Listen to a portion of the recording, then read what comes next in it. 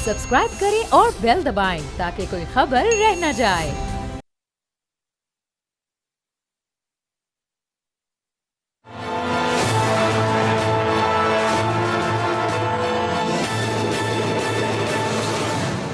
अस्सलाम वालेकुम, मैं हरबाब जहांगीर। आप देख रहे हैं प्रोग्राम तज्जिया। पाकिस्तान अपनी तरक्की के एक नए फेज में दाखिल हो गया है, जिसका रास्ता चैलेंजेस से भरपूर जरूर है, लेकिन मुल्क की मईशत इस्तेहकाम की जानिब तेजी से सफर कर रही है। इस वक्त इकॉनमी से रिलेटेड कोई भी इंडिकेटर उठाकर देख लें, सब पॉजिटिव ही नजर आ रहे हैं। SIFC की कामयाब सहूलतकारी की वजह से गैर मुल्की इन्वेस्टर्स और मल्टी नेशनल कंपनीज पाकिस्तान में सरमायाकारी को तरजीह दे रही हैं, जिसकी वजह से बुरानी कैफियत के खात्मे में बहुत हद तक सपोर्ट मिली है। एक रिपोर्ट सामने आई है जिसके मुताबिक गुज़िश्ता 18 माह के दौरान पाकिस्तान में कारोबार शुरू करने वाली गैर मुल्की कंपनीज की तादाद काफ़ी ज़्यादा रही है। गुज़िश्ता 18 माह के दौरान पाकिस्तान से 11 गैर मुल्की कंपनीज मुल्क से वापस गईं या फिर वापस जाने का प्रोग्राम बनाया, लेकिन उनकी जगह लेने के लिए 16 गैर मुल्की बड़ी कंपनीज बिल्कुल तैयार खड़ी हैं। कुछ अरसे से ये बात भी की जा रही थी कि मुल्क से गैर मुल्की सरमायाकारी वापस जा रही है और सरमायाकार भी अब आहिस्ता आहिस्ता मुल्क से वापस जा रहे हैं, लेकिन इस रिपोर्ट के मुताबिक गैर मुल्की सरमाए के वापस जाने का बयानिया न सिर्फ मिस इन्फॉर्मेशन है बल्कि हक़ाइक़ के भी बिल्कुल बरक्स है। मुल्क की मईशत की तरक्की को देखते हुए बहुत से आलमी सरमायाकार energy, mining, refineries, corporate farming और एक्सप्लोरेशन में दिलचस्पी ले रहे हैं। पाकिस्तान में मैक्रो इकोनॉमिक इंडिकेटर्स के बेहतर होने के बाद FDI में वाज़े तेज़ी नज़र आ रही है। माली साल 2024 में गैर मुल्की सरमायाकारी 17% इजाफे के साथ $1.9 अरब रही है, जो माली साल 2023 के दौरान $1.6 अरब थी। चीन $568 मिलियन की सरमायाकारी के साथ सबसे बड़े गैर मुल्की सरमायाकार के तौर पर सामने आया है, जबकि हांगकांग $359 मिलियन के साथ दूसरे नंबर पर है। $800 मिलियन के साथ सबसे ज्यादा सरमायाकारी पावर सेक्टर में की गई है और एक्सप्लोरेशन का शोबा $304 मिलियन के साथ दूसरे नंबर पर है। इस रिपोर्ट के मुताबिक आइंदा 5 साल में गैर मुल्की सरमायाकारी में $27 अरब का बड़ा इजाफा होने का इम्कान है।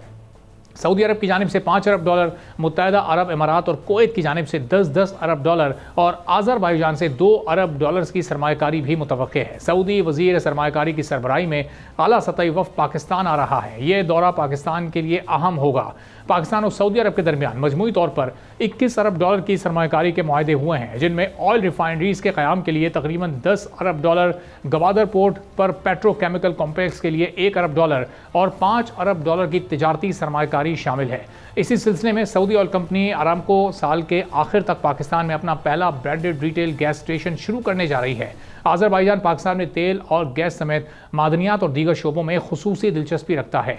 दोनों ममालिक के दरमियान एरोस्पेस सेक्टर में मनसूबे, हाइड्रोमेट्रोलॉजी और मौसमियाती तब्दीलियों के असरात से निमटने के लिए ताउन पर भी गौर किया जा रहा है। चीन के वज़ीर आज़म 11 साल बाद पाकिस्तान आ रहे हैं।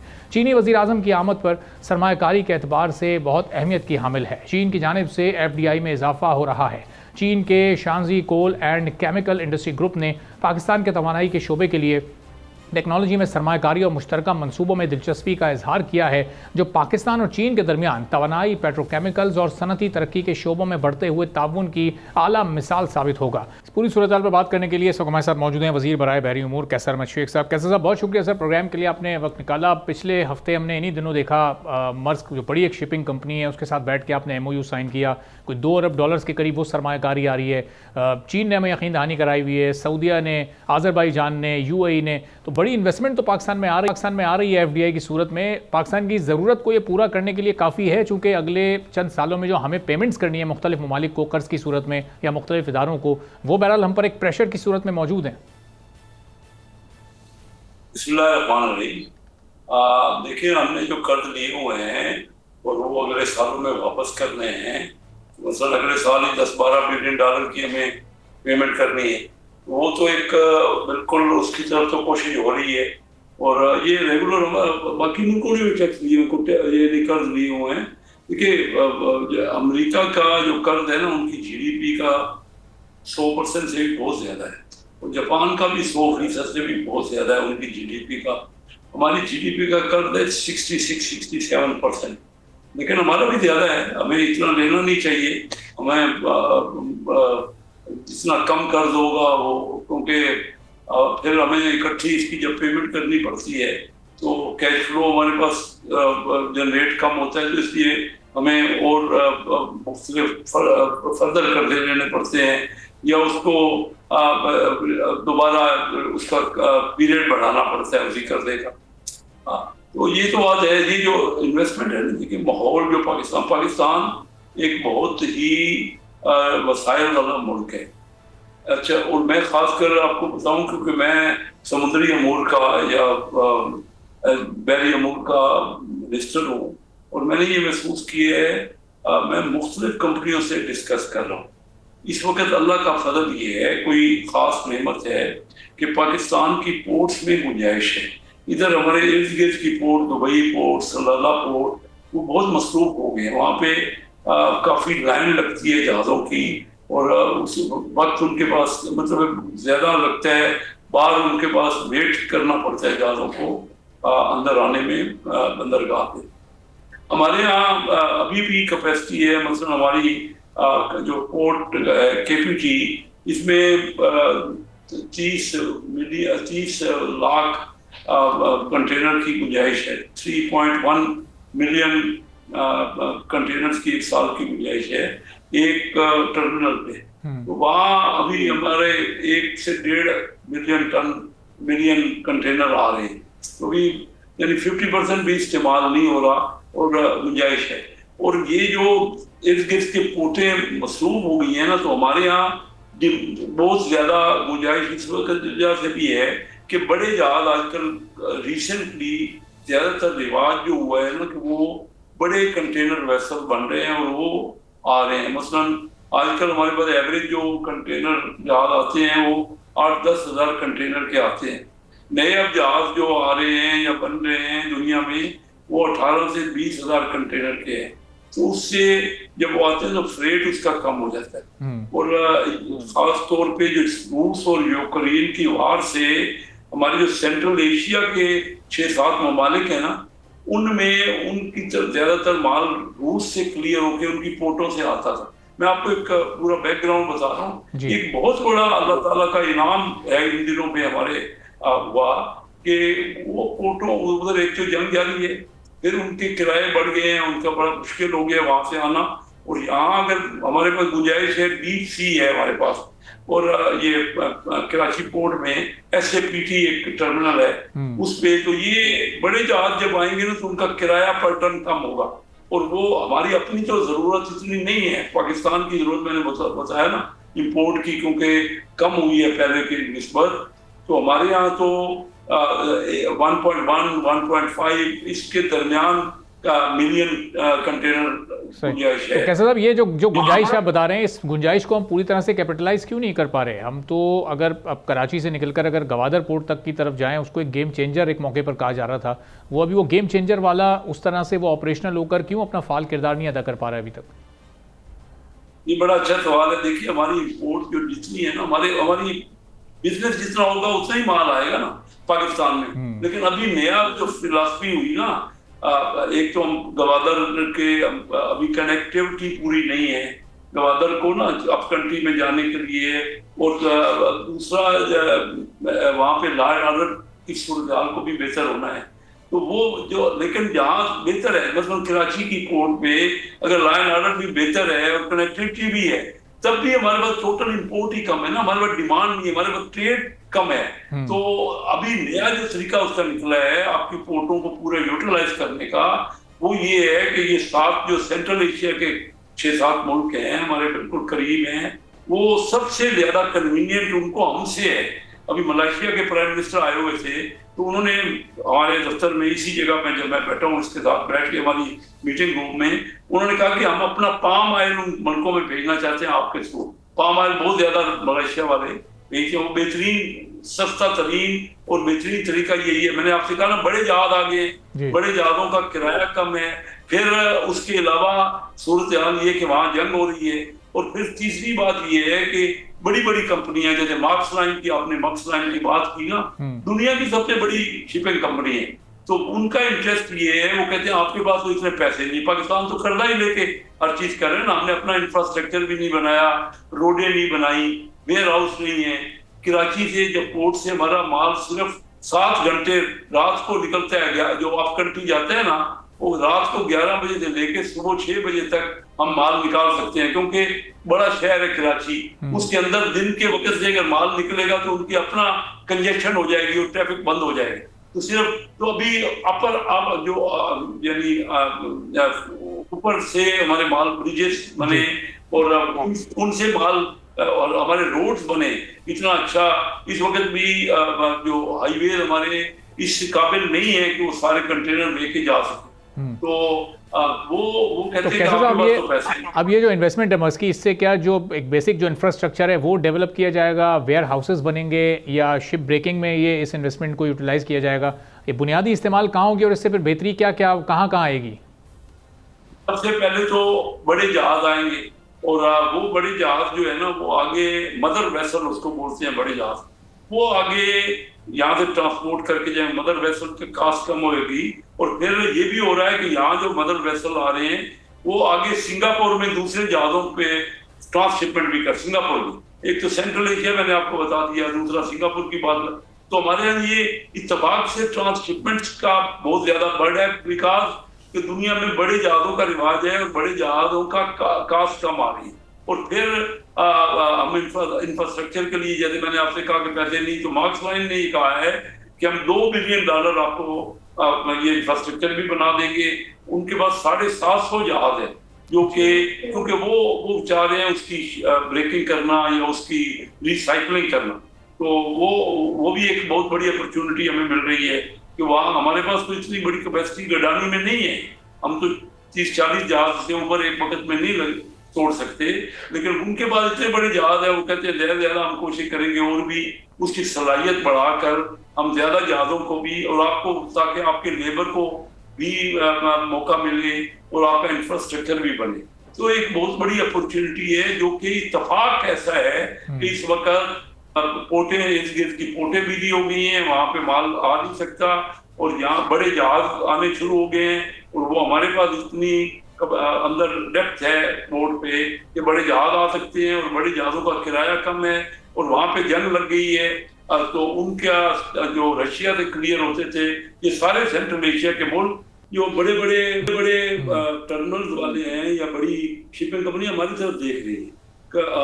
मैंने आज ही हमारे यहाँ हैचिसन जो ऑलरेडी जिनके पास SAPT है, हांगकांग से वो आए हुए थे, तो हमने 1.5 घंटे की मीटिंग उनसे की है। वो कहते हैं $1 बिलियन हम आपके पास लाने चाहते हैं। हमें क्योंकि सबको ये नजर आ रहा है सेंट्रल एशिया की मार्केट, और सबको ही नजर आ रहा है कि फीडर वेसल से आगे जो है दूसरे छोटे जहाजों में हम मुख्तलिफ इर्द-गिर्द के मुल्कों में माल पहुंचाएंगे, क्योंकि वहां पे बहुत ज्यादा शॉर्टेज हो चुकी है। और तो ये एक अपॉर्चुनिटी है पाकिस्तान को। पाकिस्तान में माला माल है ज़राए, किसी ने सही तरह हम लोगों ने इसको मेहनत करनी चाहिए थी। मैं आपको बता रहा हूँ कि अगले चंद महीनों में और दिनों में देखेंगे, सऊदी अरेबिया वाले कह रहे हैं कि हमें ये टर्मिनल्स के ऊपर काम करने दें। ऑलरेडी हमारे पास अबू धाबी पोर्ट वाले और DP वर्ल्ड वाले और उसके अलावा हैचिसन ऑलरेडी मौजूद हैं और अपने टर्मिनल्स पे वो कर रहे हैं। लेकिन हम हैचिसन से $37 ले रहे हैं उनसे रॉयल्टी एक कंटेनर की, और क्योंकि वो एक ऐसी जगह पे है जो कि बड़ा, यानी जहाँ पे बड़े जहाज आ सकते हैं, उनको बड़े जहाज लाने हैं। और अभी भी हम पहले तो कैसे साहब ये अभी जिस तरह पिछले हफ्ते MOU आपने मर्स्क के साथ साइन किया है, तो अब आने वाले चंद हफ्तों में या एक आध महीने में किसी सऊदी कंपनी के साथ या किसी और फॉरेन कंपनी के साथ ऐसी किसी इन्वेस्टमेंट की कोई है तवक्को, कोई MOU वगैरह मजीद कोई साइन होने जा रहा है? बिल्कुल, मैंने बताया आज ही जो है चीजन है, उन्होंने पहले भी इन्वेस्टमेंट की हुई है यहाँ हमारे टर्मिनल पे, उनका आ रहे। तो आज उनका एक डेलीगेशन हांगकांग से आया हुआ था, उनके 6 बाकी कुछ पाकिस्तान के लोग उनके थे। तो हमने 1.5-2 घंटे उनसे मीटिंग की है अभी 2 घंटे पहले, और वो कह रहे हैं कि हम $1 अरब आपको जल्द हम लाना चाहते हैं, आप हमसे समझौता करें। लेकिन हम दोनों को देखें ना, हम चाहते हैं कि मुख्तलिफ एक्सक्लूसिविटी देने की बजाय अब जो पहले कॉन्ट्रैक्ट करनी है नए अपॉर्चुनिटी जो है ना, हम तो उन सबको चाहते हैं कि आए और बिजनेस करें और आपस में एक दूसरे के साथ सप्लीमेंट करें। हम एक दूसरे का, क्योंकि सबको इंटरेस्ट नजर आ रहा है, इस पूरे रीजन में हमारी पोर्ट्स ही अवेलेबल है। और ये एक मैं ऐसे आपको बात नहीं कर रहा, मैं आपको पूरी वर्किंग के बाद ये बात कर रहा हूँ कि पाकिस्तान बहुत बड़े अपॉर्चुनिटी हमारे पास रिपोर्ट्स की है और जहाज़ों के डिसमेंटल करने की है, और उसके अलावा हमारे जो गवादर है उसको भी हम करेंगे, उसको कनेक्टिविटी भी देंगे। और नया हमने फैसला किया है कि जितना भी पब्लिक सेक्टर में इंपोर्ट होगी उसका 50% लाजमी गवादर से आए, ताकि बलूचिस्तान के लोगों को रोजगार मिले और वहां से बिल्कुल ये गवादर इसमें ज़ाहिर एक बड़ा ही अहम कंपोनेंट ऑफ फैक्टर है। और फिर इस पर हम आने वाले दिनों में आपसे मजीद भी फॉलोअप लेते रहेंगे, मजीद नशिस्तों में आपसे इस बारे में करने की कोशिश करेंगे। बहुत बहुत शुक्रिया कैसर अहमद शेख साहब, वज़ीर बराए बहरी उमूर, हमारे साथ मौजूद थे। एक छोटा सा ब्रेक लेते हैं, ब्रेक के बाद वापस आएंगे, मजीद गुफ्तगू करेंगे।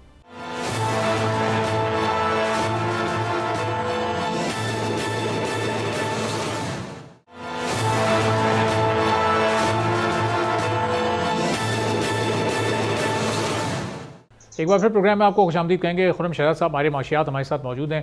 खुर्रम साहब बहुत शुक्रिया सर प्रोग्राम के लिए, आपने वक्त निकाला। अब इस वक्त जो हम देख रहे हैं इकोनॉमिक सिचुएशन, अपनी इंडिकेटर्स हमारे आहिस्ता आहिस्ता पॉजिटिव होते जा रहे हैं, लेकिन ये कितना लॉन्ग टर्म में जाकर भी पॉजिटिव रहेंगे? हमारी स्टॉक मार्केट बड़ा ग्रो कर रही है, इंटरेस्ट रेट में हम मुसलसल कमी देख रहे हैं, IMF प्रोग्राम भी हमने हासिल कर लिया है, तो क्या एक लॉन्ग टर्म स्टेबिलिटी हमने इकोनॉमिक पॉइंट ऑफ व्यू से इस वक्त हासिल कर ली है? जी अस्सलाम वालेकुम, बहुत शुक्रिया मुझे लेने के लिए।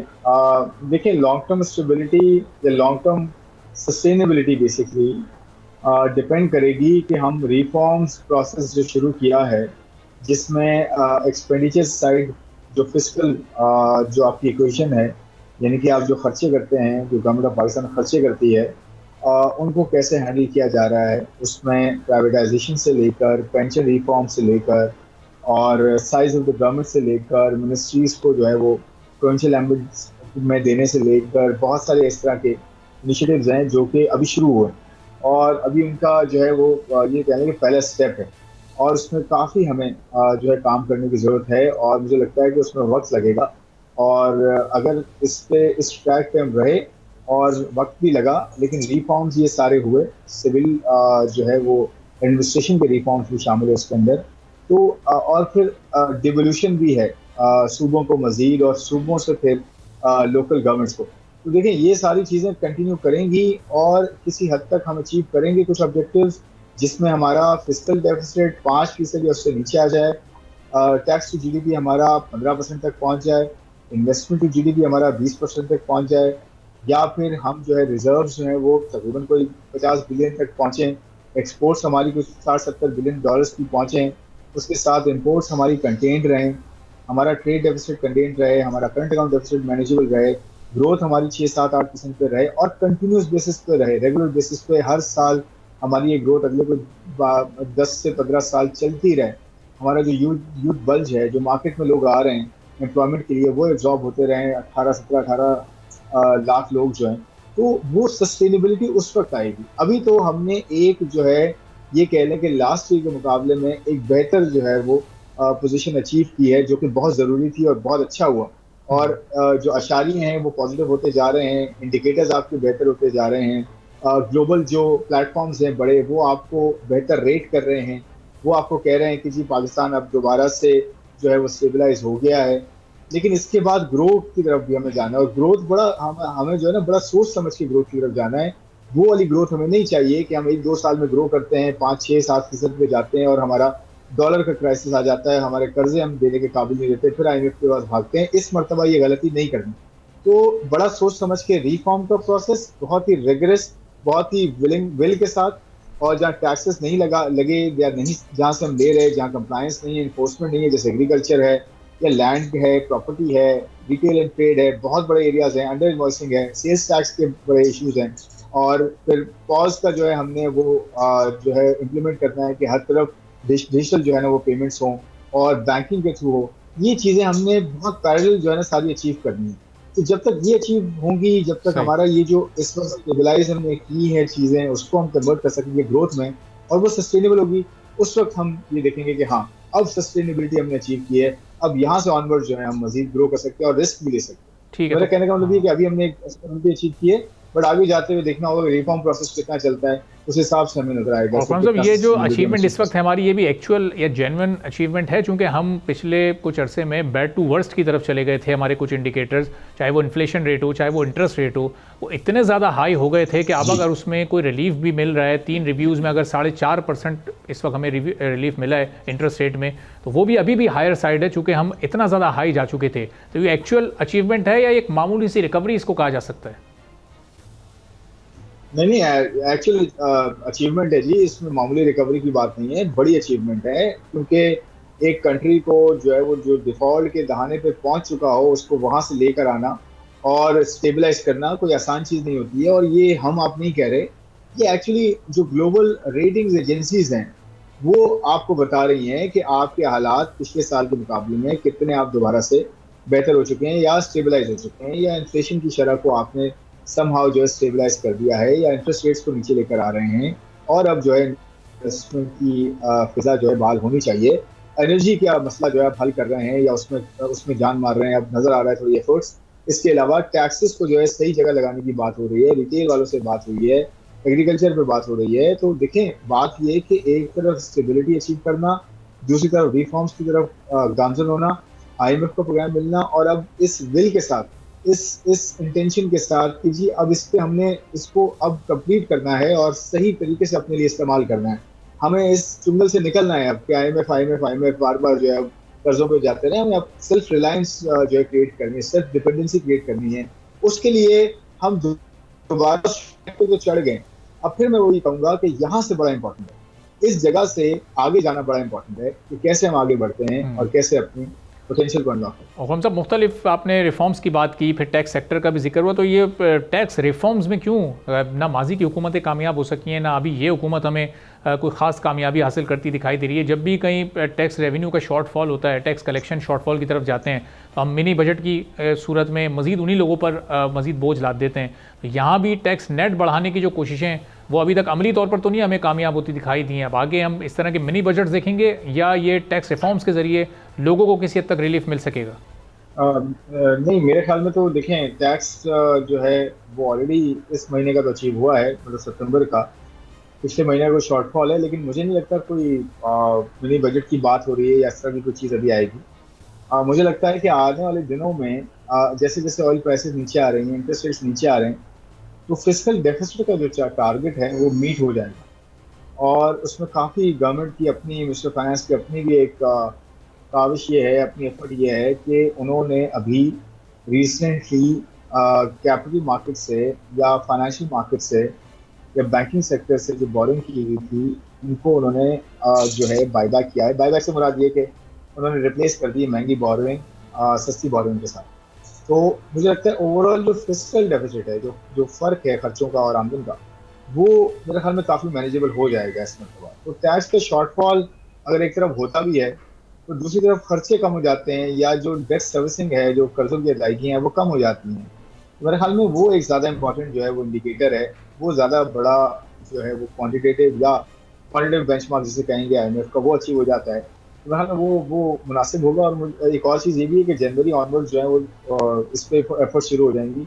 जो प्लान भी है गवर्नमेंट का मेरे ख्याल में, जो टैक्सेस पे है, एग्रीकल्चर टैक्सेस, ये उसके ऊपर काम शुरू होगा, और मेरे ख्याल में अगले बजट से वो लागू भी हो जाएगा। तो उस पर भी काम शायद हो रहा है, तो वो भी एक अच्छी चीज़ होगी अगर हो जाता है। मेरे ख्याल में कोई नई बजट की मुझे नहीं लगता कोई इस वक्त ज़रूरत है, या कोई नई बजट आएगा। ठीक है, बहुत बहुत शुक्रिया खुर्रम शहजाद साहब, हमारे माशियात हमारी गुफ्तगू आपने सुनी। एक छोटा सा ब्रेक लेते हैं, ब्रेक के बाद वापस आएंगे, एक और अहम मौजू पर बात करेंगे।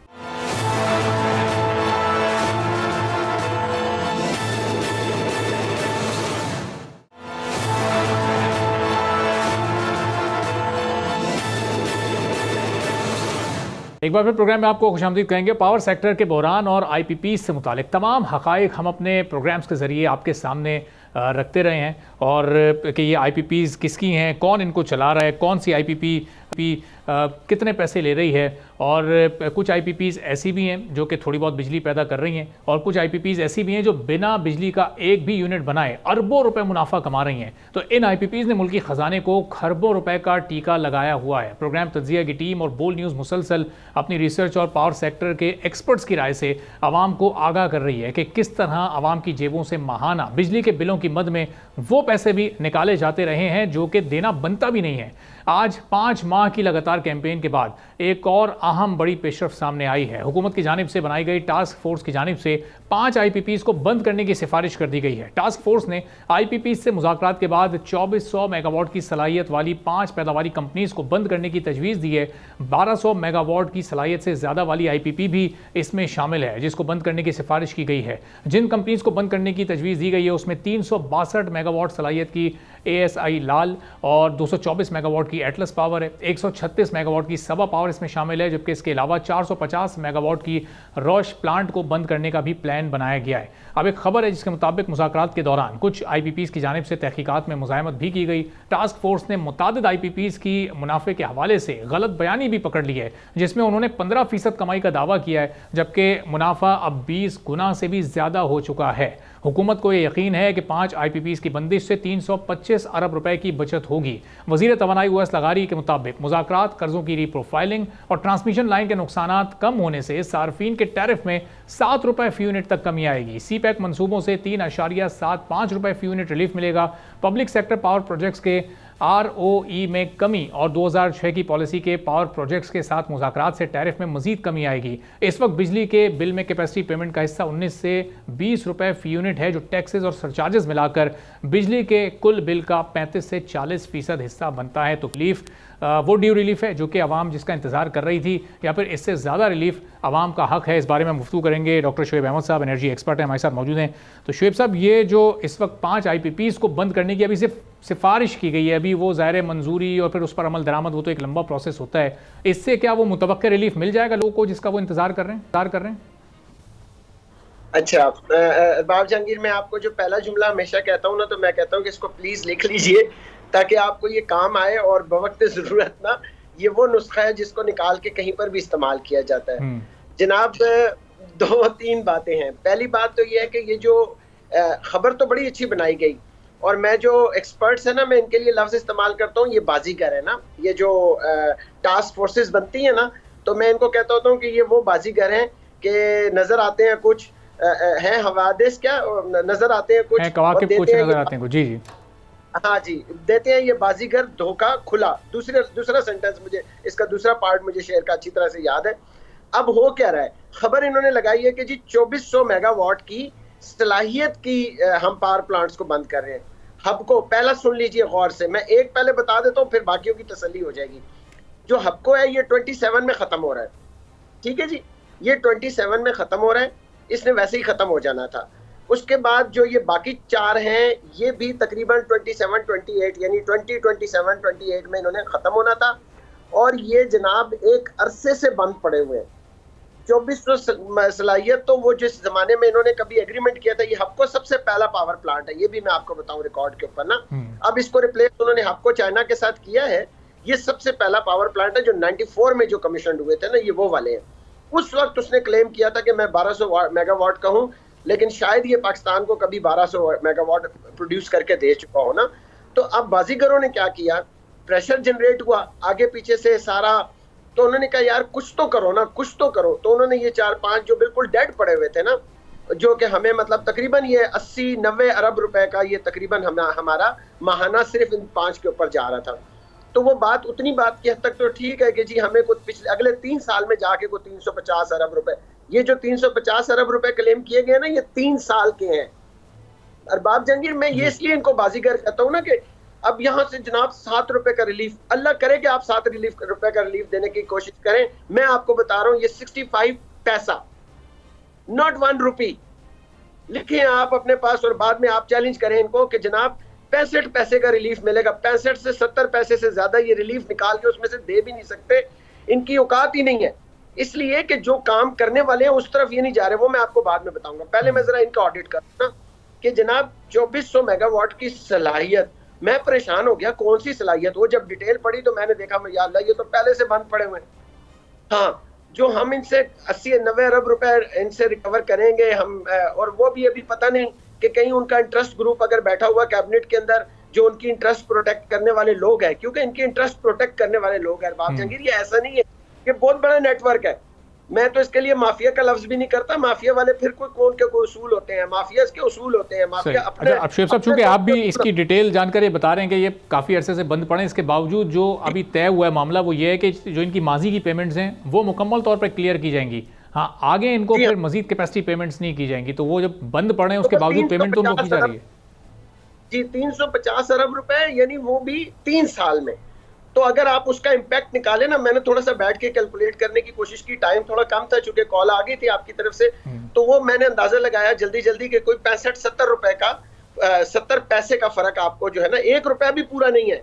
मैं ऑन रिकॉर्ड कह रहा हूँ ये आपको बात कि 1 रुपए का भी इम्पैक्ट इसमें नहीं निकलना। लेकिन चलें, कम से कम ये कि एक इसकी जो पॉजिटिविटी, जो जिस चीज को मैं समझता हूँ कि ठीक है यार, एक रे ऑफ होप है, एक आपको light at the end, other end of the tunnel तो नजर आई कि चलो इन्होंने कोई इनिशिएटिव लिया। अब करने वाला काम क्या है बाब जहांगीर, जो इनसे पूछने वाला है। देखें, आप अब चैनल पे इन लोगों को बुलाते हैं, इनसे बातें करते हैं, आप इनसे ये पूछिए कि जनाब जो आप कैपेसिटी पेमेंट दे रहे हैं इस वक्त सी पैक वाले IPPs को, उसका क्या होगा? आपको पता है जो सबसे बड़ा इस वक्त हमारे सीने पे मोंग डल रहा है ना, मैं आज मुहावरे जरा बहुत सारे याद करके रखे हुए मैंने आपके लिए, ये जो असल हमारे पर हो रहा है वो सी पैक वाले हैं, जो सी पैक के तहत आप कैपेसिटी पेमेंट कर रहे हैं और वो प्रोड्यूस नहीं कर रहे। आप उनको नहीं छेड़ सकते। क्यों नहीं छेड़ सकते भाई? आप उन्हें छेड़े ना, आप बात करें ना। आप कहते हैं मेरा अजली दोस्त है चाइना, मैं उनके साथ, वो हमारी जो है ना हिमालय से बड़ी हमारी दोस्ती है, तो उन्हें बताएं ना कि भाई नहीं है पैसे हमारे पास, हमारा कंज्यूमर पिस रहा है, हमारा आम आदमी इस वक्त रो रहा है, पीट रहा है बिजली के बिलों के पीछे, तो हमें थोड़े अरसे के लिए रिलीफ देते हैं। जो काम करने वाले हैं वो जो उनकी कैपेसिटी पेमेंट्स का इशू है वो अपनी जगह पर, लेकिन जो जनरेशन कॉस्ट है या उसके ऊपर जो टैक्सेस हैं ओवरऑल बिल्स पर, वो तो कम से कम वहां तक तो हुकूमत की रीच या अप्रोच है ना, वो तो फौरी तौर पर हो सकता है। साथ साथ पैरेलल उनको भी एग्री करते रहें, कन्विंस करते रहें। जी हाँ, देखिए ना, जो चीजें इनके अपने हाथ में करने वाली हैं, मैं तो हमेशा कहता हूं। मैं आज कहीं खबर पढ़ रहा था कि जी उन्होंने कुछ ऑस्टेरिटी मेजर्स उन्होंने जो है ना वो कुछ किए हैं जिसके तहत कुछ रिलीफ देंगे, लेकिन देंगे काबीना के सामने रख दिया है, खबर चलवा दी टीवी पे, लोगों को खुश कर दिया, लेकिन जब आप उसको डीप डाउन जाके इन्वेस्टिगेट करते हैं तो पता चला कि कुछ भी नहीं, खाली पड़ा हुआ है। तो ऐसे नहीं होगा। अगर आप कमिट करते हैं, अगर आप ये कहते हैं कि हम ये करने लगे, तो फिर करके दिखाएं, फिर नजर आना चाहिए ना। ऐसे तो ना हो कि खाली खुली बातों से हमें फैला दें। सही। देखिए, अब शुएब साहब ये बताएं कि ज़ाहिर है आवाम को तो ये रिलीफ चाहिए था फौरी, अब दिन आ रहे हैं सर्दी के, अब वो दावा भी अब बहुत करीब आता जा रहा है जो ओवैस लगाई साहब ने चंद माह पहले किया था कि जनवरी से बिजली की कीमतों में बतदरीज कमी आएगी। तो वो कहीं उस कमी के पीछे कोई आप काम होता हुआ देख रहे हैं कि वो कोई जनरेशन कॉस्ट कम करने का उनका इरादा था, कुछ टैक्सेस में कमी की तरफ वो इशारा कर रहे थे, या उनका मकसद या मतलब क्या था? क्योंकि अब तो वो वक्त बहुत करीब आने लगा है। मेरा जो जाती तौर पे ख्याल है ना कि वो एक ऐसी फिगर है जिसको कहते हैं ना, वो एक फेस रख के सामने, और जो लोग सुनना चाहते हैं उस तरह की बात उनको सुना दो। लेकिन जो रियल टाइम, वो इस तरह की, जब मैं शोबदेबाजियां इनकी देखता हूँ ना कि यार बंद प्लांट पड़े हुए थे और 100 अरब रुपए का आपका वो बचाने का मंसूबा है, 65 पैसे का आपका उसमें रिलीफ है, आपने कह दिया जी हमने एग्रीमेंट देखना रिवाइज करना शुरू कर दिया। रिवाइज इस तरह नहीं है। आप आज के इस जदीद दौर में आप लोगों को क्यों बेवकूफ बनाते हैं? पॉसिबल है, ये रिलीफ दे सकते हैं, ये चाहें तो ये रिलीफ दे सकते हैं। मैं तो ये मजाक, मतलब अब तो लोग पूछते हैं मुझसे एक दफा हमारे मुफ्ती साहब मस्जिद के पूछने लगे कि यार हमारी मस्जिद को भी टेलीफोन का बिल आता है, डॉक्टर साहब आप बातें करते रहते हैं टेलीविजन पे, इस बात को तो उठाएं जरा कि हमारी मस्जिद को किस चीज का बिल में वो टेलीविजन की फीस आती है। अब कहने का मकसद ये हुआ कि जब आपका कोई रिवाइज करने का ही सिस्टम नहीं है, आप चीजों को स्ट्रक्चर ही नहीं कर रहे और उसकी तरफ आप तवज्जो ही नहीं दे रहे। अब आप देखिए, मैं ज़िम्नन एक छोटी सी बात बीच में आ गई तो मैंने सोचा कि वो भी मैं करता चलूं, और वो ये है कि जनाब मैं आज गुजरा मोटरवे से, मेरा चूंकि बहुत ज्यादा ट्रैवलिंग रहती है, तो वहाँ पे जो उन्होंने अभी ट्रेंचेस बनाई थी, अब उसको फिल करने के लिए वहाँ पे सीमेंट के ब्लॉक्स बनाए जा रहे हैं, मतलब वो बेडिंग उसकी की जा रही है, जो मैं समझता हूँ करोड़ों रुपए खर्चा आ रहा है। तो हम तो अपने हाथों से अपने गुलशन को उजाड़ने में लगे हुए हैं अरबाब जहांगीर, इसकी तरफ कौन तवज्जो देगा? ये रिलीफ देने के बजाय तो अपने गुलशन को उजाड़ने में लगे हुए हैं। ठीक है, बहुत बहुत शुक्रिया शुएब अहमद साहब, एनर्जी एक्सपर्ट हमारे गुफ्तगू नाज़रीन आपने सुनी। इसी के साथ आज के प्रोग्राम से इजाज़त दीजिए। अल्लाह हाफ़िज़।